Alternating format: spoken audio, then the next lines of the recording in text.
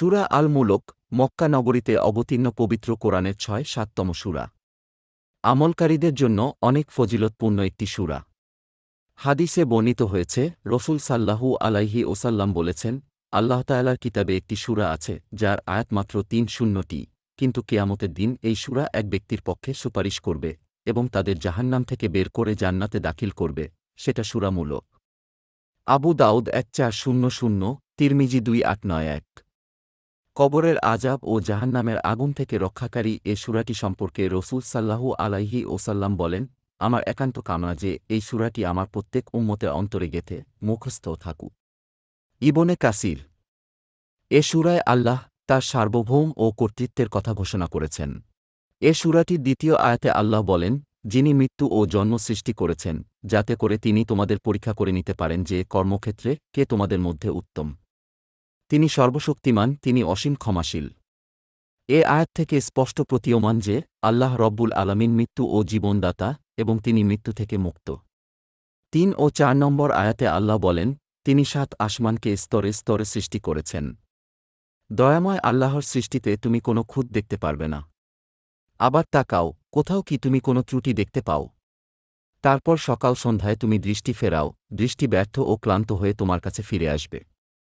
এ আয়াত দুটির মধ্য দিয়ে আল্লাহ তার সৃষ্টির মধ্যে কোনো অসঙ্গতি বা কোনো খুঁত আছে কিনা তা দেখে বের করার জন্য তার বান্দাদের আহ্বান জানিয়ে বলেছেন, খুঁত তো পাওয়া যাবেই না, বরঞ্চ দৃষ্টি ক্লান্ত হয়ে ফিরে আসবে।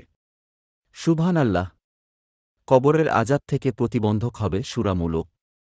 কবরের আযাব অত্যন্ত ভয়াবহ।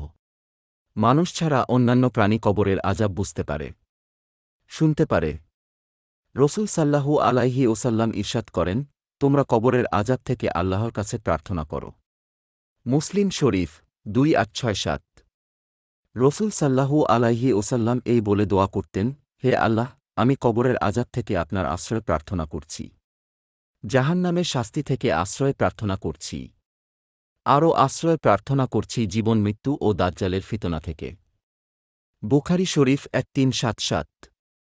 কবরের আযাব থেকে রক্ষা করবে সূরা মুলক।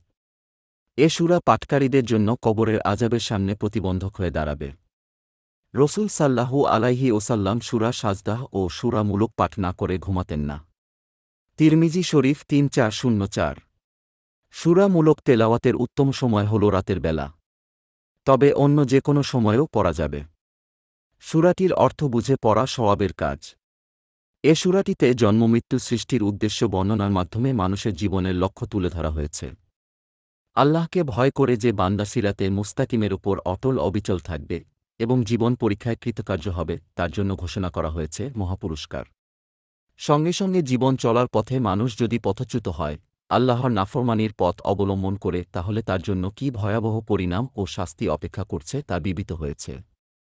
আর পথভ্রষ্ট বান্দা তার পরিণাম প্রত্যক্ষ করে আখেরাতে কী ভাষা ও বাক্যে আফসোস আক্ষেপ করবে তাও চমৎকারভাবে তুলে ধরা হয়েছে করুণ উপস্থাপনায়। আল্লাহ রব্বুল আলামিন আমাদের সবাইকে সূরা মুলক নিয়মিত পাঠ করার তৌফিক দান করুন।